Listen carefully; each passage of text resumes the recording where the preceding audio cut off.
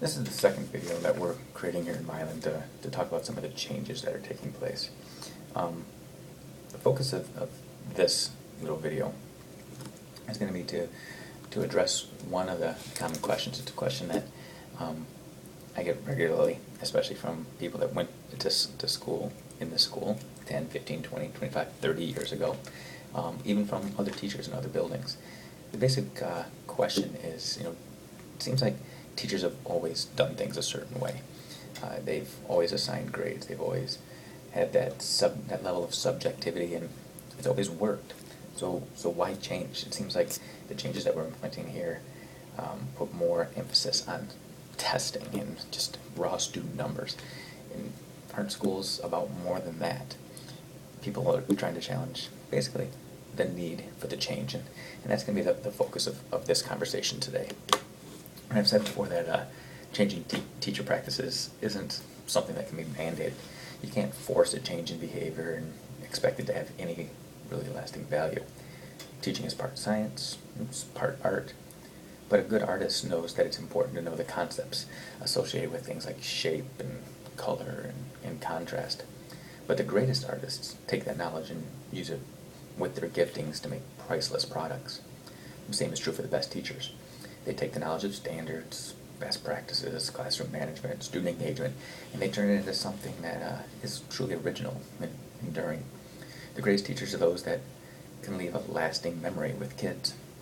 We all remember our favorite teachers, how they made us feel, how they connected with us.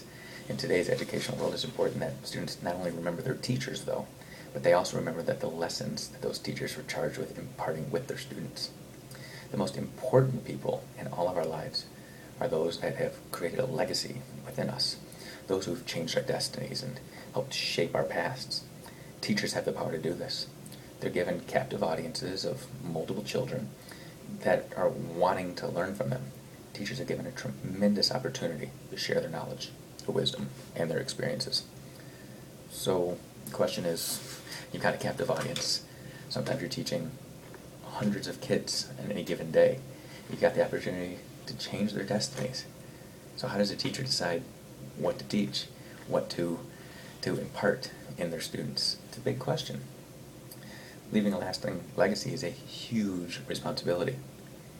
If you think about it, the typical student is afforded 180 days with any given teacher, with the average lifespan of a human being, let's just say 72 years. This equates to a teacher being involved in a child's world for less than 0.6% of their entire lifetime. This doesn't even account for teachers at the secondary level who may only see a student for an hour or less per day. Yet teachers are still expected to have such an impact as to change lives, change futures, and create memories and learning that'll last forever. Some people say it's just not possible. Well, I disagree. I think the first step for any teacher, whether you're a parent or a classroom teacher, is to identify what's essential. I'm the parent of 3 children. All my kids right now are under the age of 10. I can't even begin to imagine what their adulthood looks like. Are they going to get married? Are they going to have children? What's their career going to be? I have no idea. But even though I have no idea what their everyday life's going to look like, I'm still able to work every single day to try to prepare them for their unknown futures. As a father, I have to identify which life lessons carry with them the greatest weight. I make decisions every single day as to what those quote-unquote teachable moments are going to be. When should I speak up to my kids, and when will speaking up just simply be seen as nagging? I have to decide when to intervene for their safety and when to allow them to have a little bit of discomfort. I've lived my life a lot longer than they have, and as such I have more experience to draw on. Yet teaching them everything that I know would require a lot more time than I have with them. Being a parent is all about prioritizing. You've got to prioritize your time, you've got to prioritize your money, you've got to prioritize your teaching. Being a classroom teacher is all about prioritizing as well. When the average teacher is asked to teach more than 80 standards or concepts a year, which is what typical state standards ask for, it's essential that what I call instructional bias take place. Educators must get comfortable placing some standards at the front of the line and giving them preferential treatment.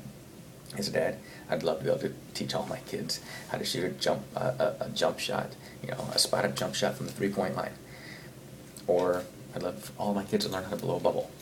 I'd love to teach my kids how to pat their head and rub their bellies at the same time. But I'm not going to teach them those skills at the expense of teaching them how to, let's say, for example, be honest, how to be polite, how to show love. I want my sons to know how to tie a Windsor knot, but not at the expense of learning how to tie their shoes. I want my daughter to know how to paint her fingernails, but not at the expense of teaching her how to display strength and confidence. Every single teacher makes decisions of instructional bias every single day. The fact that there is a finite amount of time in any given day or year, places restrictions on all of us. None of us have all the resources we need to do all that we want. Some may claim that they do an adequate job of teaching their students all of the standards designated to them. But I challenge them and say that those who make this claim are very likely not the same teachers who are also remembered by their students years later. Those who make lasting memories know the power of the few.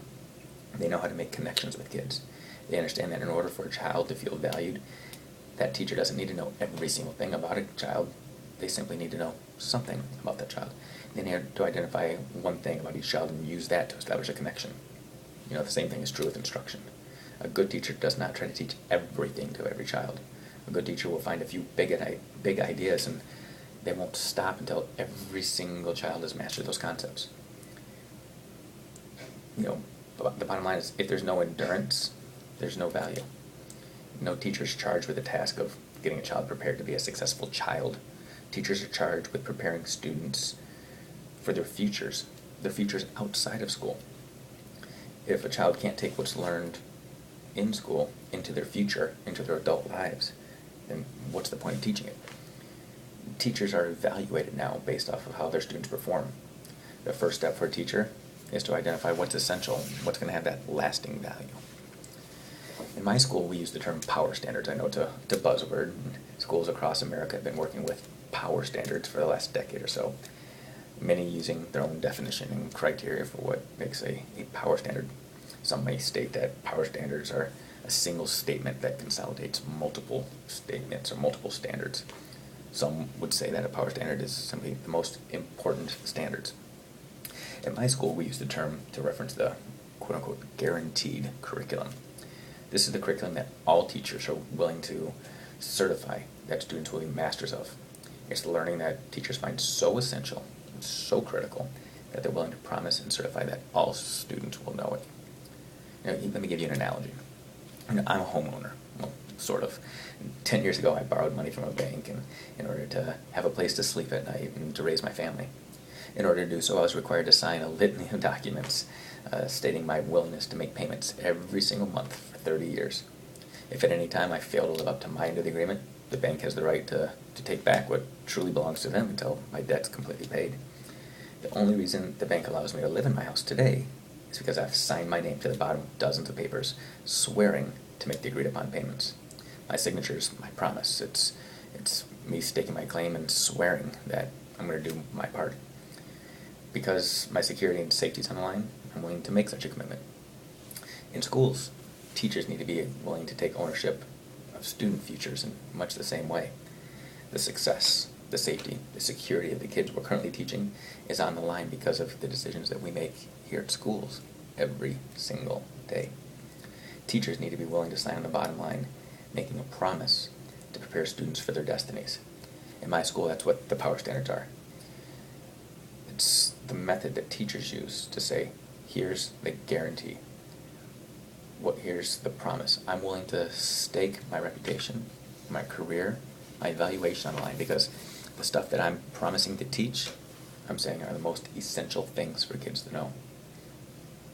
My teachers have all spent countless hours working within their subject areas, in their departments, their small groups, and as individuals to identify the standards most critical for future success. These are the standards that possess the greatest leverage on success in other subject areas, or the greater success in future grade levels, the greatest success in life. The root for each power standard lies with mandated standards, or in our case, the Common Core, or the Next Gen, or the C3 framework. Each teacher is asked to explicitly state the 8 to 12 big ideas, though, that they're willing to promise to themselves, to their colleagues, to their students, to their parents, that the students are going to become masters of. Traditionally, in American schools, students are granted a summer vacation. This places students in schools for only approximately 10 months out of the year. So basically what I'm asking teachers to do is to pledge that all of their kids are going to become masters of one standard each month. 8 to 12 standards, you can round that off to 10. So kids are in school 10 months, so one standard a month. To some people, it might sound like, oh, we're lessening our expectations. The stage or the curriculum police will say that teachers are supposed to teach 80 standards, and I'm only saying they have to teach 10. And that's not quite what we're saying here. I ask all of you, especially if you're an adult, can you identify 10 things that you learned in 5th grade? Not can you identify friends that you had, not can you remember things that happened. I'm not asking about you going outside and playing kickball. Can you identify 10 things that you learned back in 5th grade? What about middle school when you had 6 or 7 classes? Can you remember 70 things that you were taught in 8th grade? I doubt it. But that's the expectation that teachers are being faced with here. Teachers aren't simply covering information. Teachers are expecting students to learn and to endure. Taking 70 concepts to mastery. If you think about that, that's 10 concepts per class. Here at my school, they have 7 classes a day. So each year, we're looking for students to become masters of 70 big concepts. I'll tell you, becoming masters of 70 big concepts that are going to endure, they're going to last, it's a whole lot better than being exposed to 300 concepts and not remembering any. So, are we teaching to the test? Not really. Am I asking teachers to change what they've always done? Yeah, a little bit. But our focus now is less on student learning. I'm sorry, strike that. Our focus is now less on teachers teaching, and it's all about student learning. I hope you understand that. I'm going to say that again, just to make sure you understand. It's all about student learning, less about teacher teaching. It's not about covering material, it's about guaranteeing and ensuring that students learn material.